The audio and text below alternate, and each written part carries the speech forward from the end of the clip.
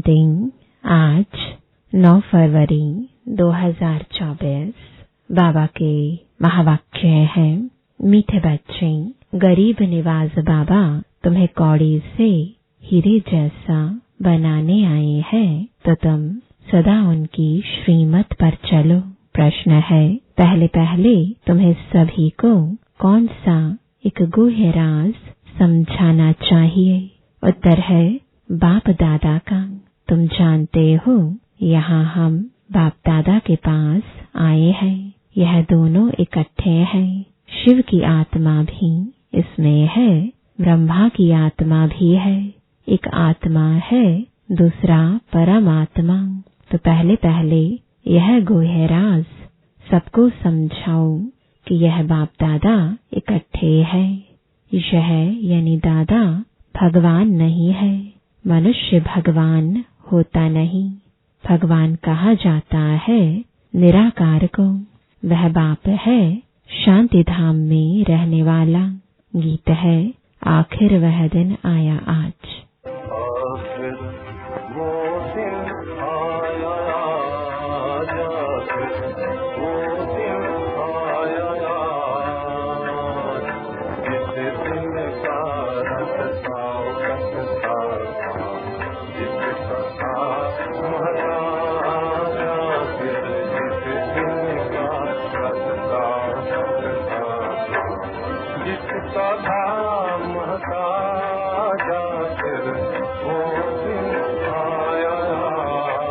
ओम शांति। बाप दादा द्वारा अर्थात शिव बाबा ब्रह्मा दादा द्वारा समझाते हैं, यह पक्का कर लो। लौकिक संबंध में बाप अलग दादा अलग होता है।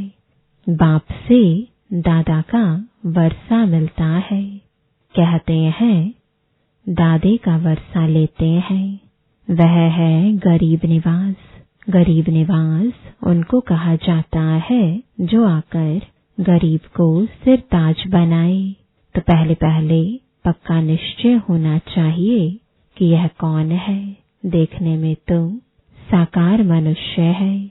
इनको यह सब ब्रह्मा कहते हैं। तुम सब ब्रह्मा कुमार कुमारियां हो। जानते हो, हमको वर्षा शिव बाबा से मिलता है, जो सबका बाप आया है वर्षा देने के लिए। बाप वर्षा देते हैं सुख का। फिर आधा कल्प बाद रावण दुख का श्राप देते हैं। भक्ति मार्ग में भगवान को ढूंढने लिए धक्का खाते हैं। मिलता किसको भी नहीं है। भारतवासी गाते हैं तुम माता पिता। फिर कहते हैं आप जब आएंगे तो हमारा एक ही आप होंगे, दूसरा न कोई। और कोई साथ हम ममत्व नहीं रखेंगे। हमारा तो एक शिव बाबा। तुम जानते हो, वह बाप है गरीब निवास। गरीब को साहूकार बनाने वाला, कौड़ी को हीरे तुल्य बनाते हैं। अर्थात कलयुगी पतित कंगाल से सतयुगी सिरताज बनाने के लिए बाप आए हैं। तुम बच्चे जानते हो, यहाँ हम बाप दादा के पास आए हैं। यह दोनों इकट्ठे हैं। शिव की आत्मा भी इसमें है, ब्रह्मा की आत्मा भी है। दो हुई ना, एक आत्मा है, दूसरा परम आत्मा।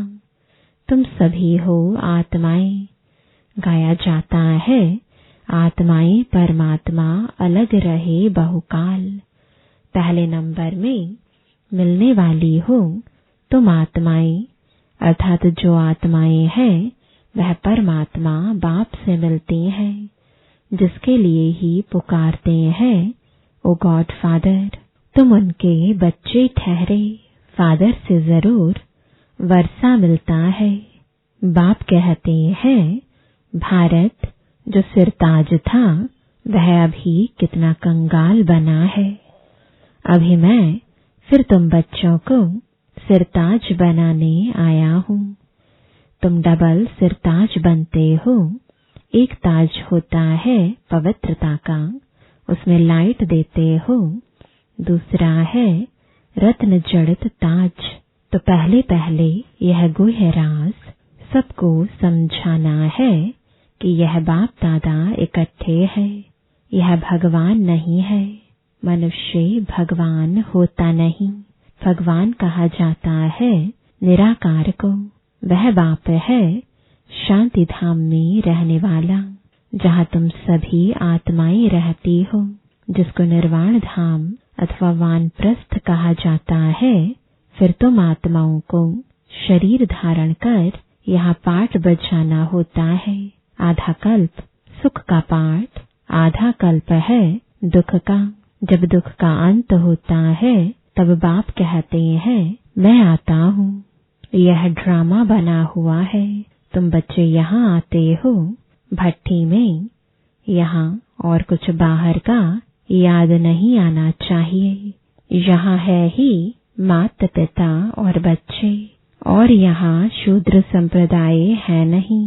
जो ब्राह्मण नहीं है उनको शूद्र कहा जाता है। उनका संग तो यहाँ है ही नहीं, यहाँ है ही ब्राह्मणों का संग। ब्राह्मण बच्चे जानते हैं कि शिव बाबा ब्रह्मा द्वारा हमको नर्क से स्वर्ग की राजधानी का मालिक बनाने आए हैं। अब हम मालिक नहीं हैं, क्योंकि हम पतित हैं।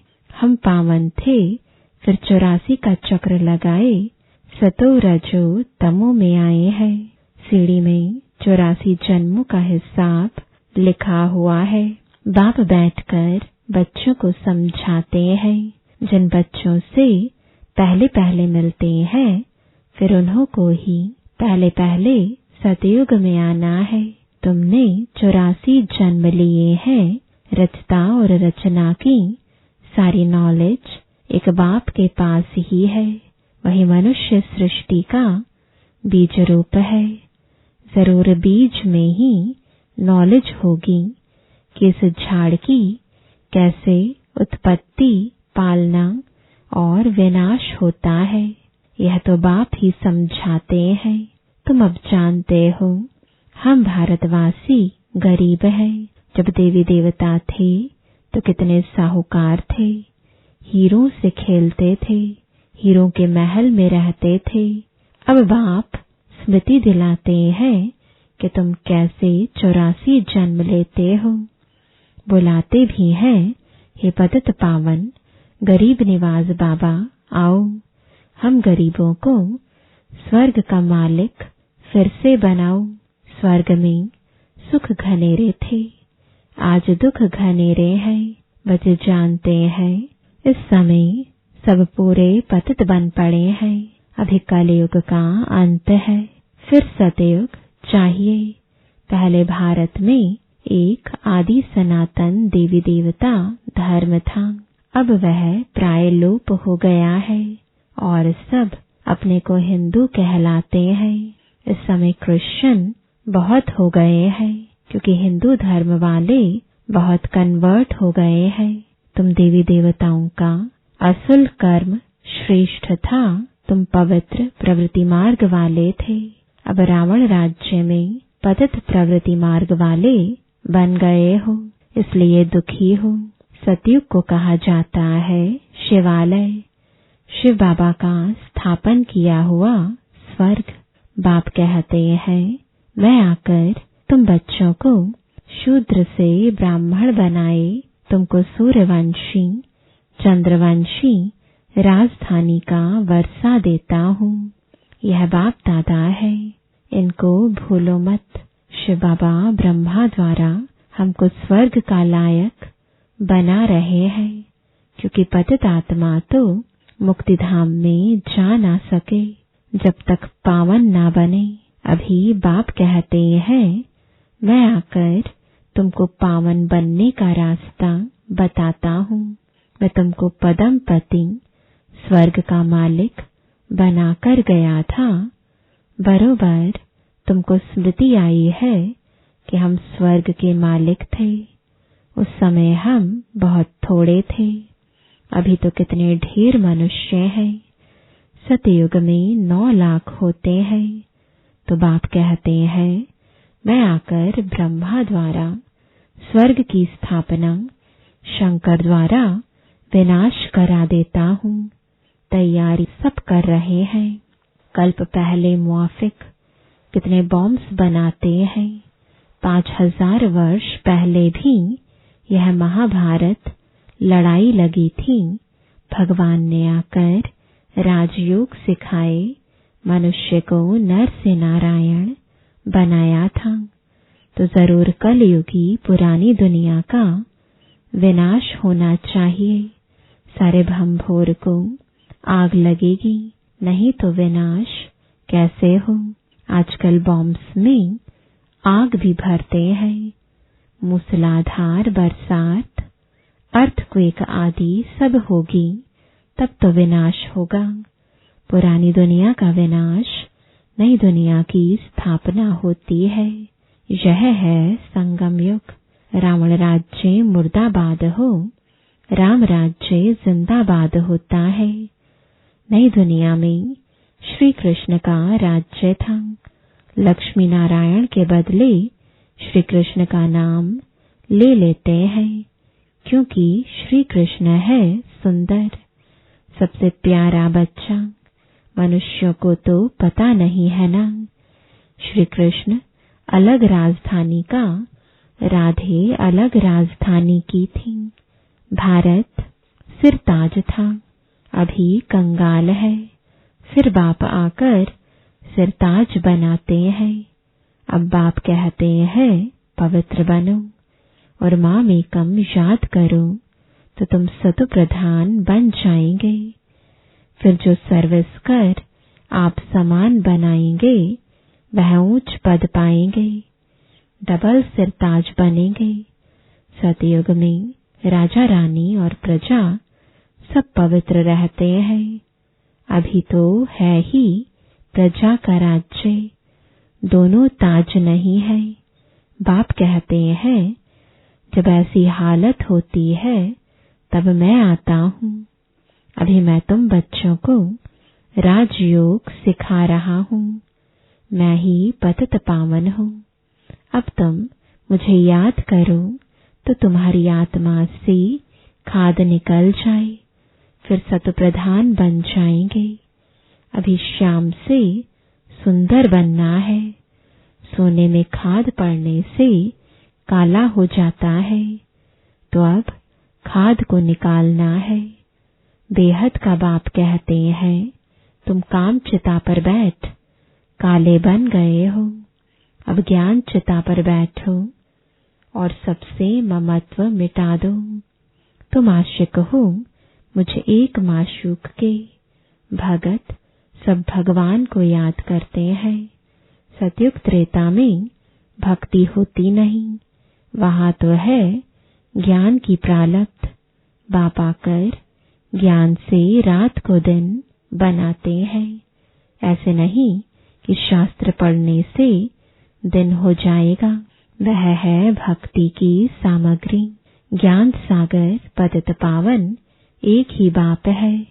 वह आकर सृष्टि चक्र का ज्ञान बच्चों को समझाते हैं और योग सिखाते हैं। ईश्वर के साथ योग लगाने वाले योग योगेश्वर और फिर बनते हैं राज राजेश्वर, राज राजेश्वरी। तुम ईश्वर द्वारा राजाओं का राजा बनते हो। जो पावन राजाएं थे फिर वही पतित बनते हैं। आपे ही पूज्य फिर आपे ही पुजारी बन जाते हैं। अब जितना हो सके याद की यात्रा में रहना है।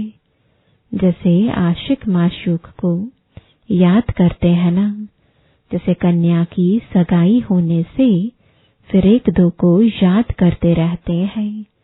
अभी यह जो माशूक है उनके तो बहुत आशिक हैं भक्ति मार्ग में। सब दुख में बाप को याद करते हैं। हे भगवान दुख हरो सुख दो। यहाँ तो न शांति है न सुख है, सतयुग में दोनों है। अभी तुम जानते हो हम आत्माएं कैसे 84 का पाठ बजाते हैं। ब्राह्मण, देवता, क्षत्रिय, वैश्य, शूद्र बनते हैं। 84 की सीढ़ी बुद्धि में है ना।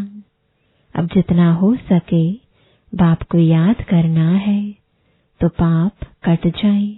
कर्म करते हुए भी बुद्धि में बाप की याद रहे। बाबा से हम स्वर्ग का वर्षा ले रहे हैं।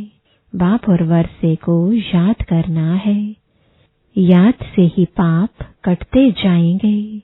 जितना याद करेंगे तो पवित्रता की लाइट आती जाएगी, खाद निकलती जाएगी। बच्चों को जितना हो सके टाइम निकाल याद का उपाय करना है। सवेरे सवेरे टाइम अच्छा मिलता है, यह पुरुषार्थ करना है। फल गृहस्थ व्यवहार में रहो, बच्चों की संभाल आदि करो, परंतु यह अंतिम जन्म पवित्र बनो। कामचिता पर नहीं चढ़ो। अभी तुम ज्ञानचिता पर बैठे हो। यह पढ़ाई बहुत ऊंची है, इसमें सोने का बर्तन चाहिए। तुम बाप को याद करने से सोने का बर्तन बनते हो। याद भूलने से फिर लोहे का बर्तन बन जाते हो। बाप को याद करने से स्वर्ग के मालिक बनेंगे। यह तो बहुत सहज है, इसमें पवित्रता मुख्य है। याद से ही पवित्र बनेंगे और सृष्टि चक्र को याद करने से स्वर्ग का मालिक बनेंगे। तुम्हें घर बार नहीं छोड़ना है, गृहस्थ व्यवहार में भी रहना है। बाप कहते हैं 63 जन्म तुम पतित दुनिया में रहे हो। अब शिवालय अमरलोक में चलने के लिए तुम यह एक जन्म पवित्र रहे तो क्या हुआ, बहुत कमाई हो जाएगी। 5 विकारों पर जीत पानी है, तभी जगत जीत बनेंगे, नहीं तो पद पा नहीं सकेंगे। बाप कहते हैं मरना तो सबको है, यह अंतिम जन्म है। फिर तुम जाए नई दुनिया में राज्य करेंगे। हीरे जवाहरातों की खानियां भरपूर हो जाएंगी। वहां तुम हीरे जवाहरातों से खेलते रहेंगे। तो ऐसे बाप के बनकर उनकी मत पर भी चलना चाहिए ना। श्रीमत से ही तुम श्रेष्ठ बनेंगे, रावण की मत से तुम भ्रष्टाचारी बने हो। अब बाप की श्रीमत पर चल तमो प्रधान से सत प्रधान बनना है।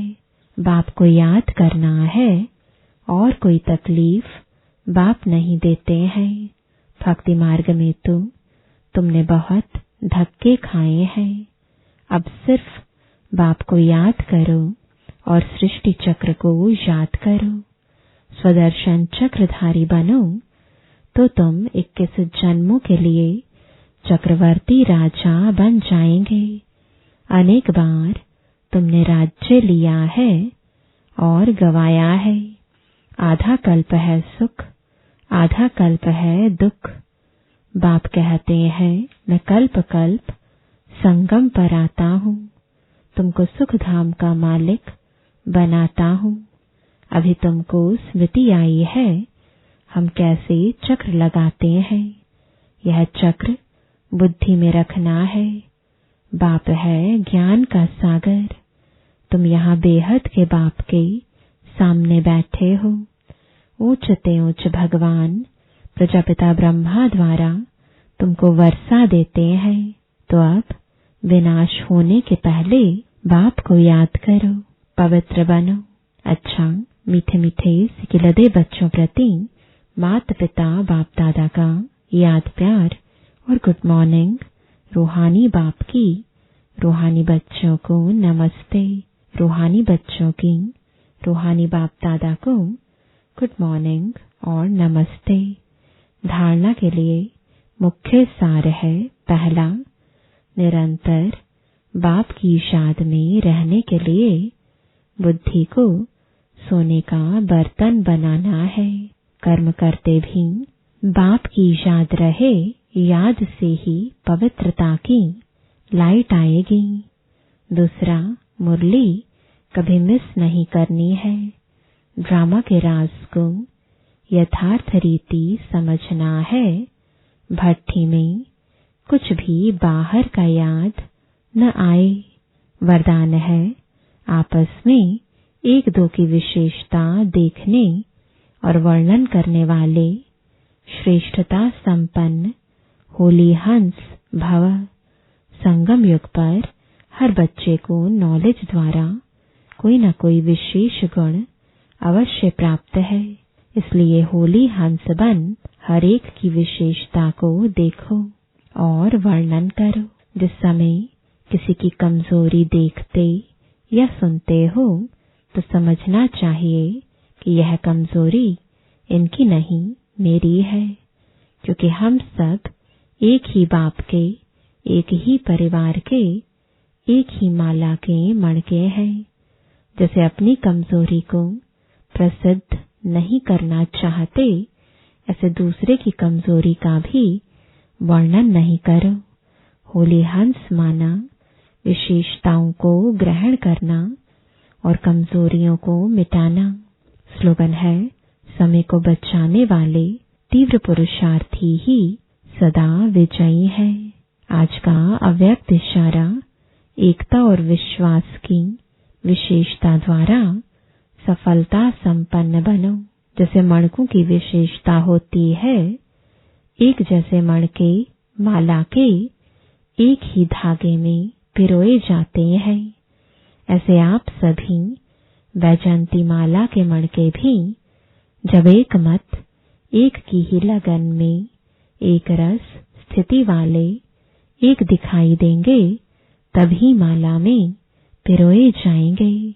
अगर आपस में दो मतें होती हैं तो वह दूसरी अर्थात 16,000 की माला के दाने बन जाते हैं।